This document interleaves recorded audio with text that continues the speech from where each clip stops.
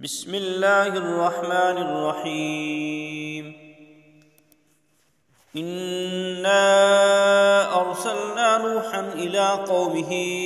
أن أنذر قومك من قبل أن يأتيهم عذاب أليم قال يا قوم إني لكم نذير مبين أن اعبدوا الله واتقوه وأطيعون يغفر لكم من ذنوبكم ويؤخركم إلى أجل مسمى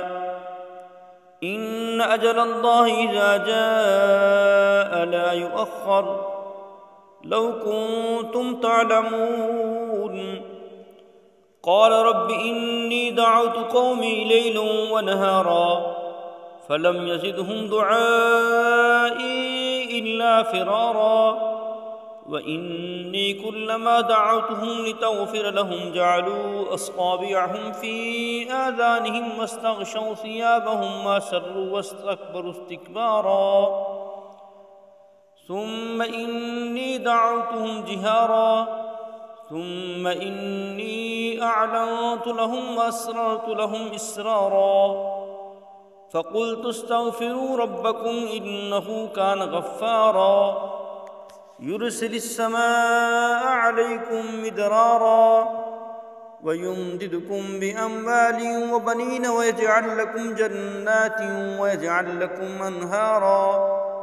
ما لكم لا ترجون لله وقارا وقد خلقكم أطوارا ألم تروا كيف خلق الله 7 سماوات طباقا وجعل القمر فيهن نورا وجعل الشمس سراجا والله أنبتكم من الأرض نباتا ثم يعيدكم فيها ويخرجكم إخراجا والله جعل لكم الأرض بساطا لتسلكوا منها سبلا فجاجا قال نوح رب إنهم عصوني واتبعوا من لم يزده ماله وولده إلا خسارا ومكروا مكرا كبارا وقالوا لا تذرن آلهتكم ولا تذرن ودا ولا سواعا ولا يغوث ويعوق ونسرا وقد أضلوا كثيرا ولا تزد الظالمين إلا ضلالا مما خطيئاتهم أغرقوا فدخلوا نارا فلم يجدوا لهم من دون الله أنصارا وقال نوح رب لا تذر على الأرض من الكافرين ديارا إنك إن تذرهم يضلوا عبادك ولا يلدوا إلا فاجرا كفارا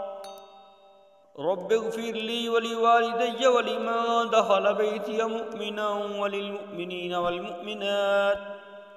ولا تزد الظالمين إلا تبارا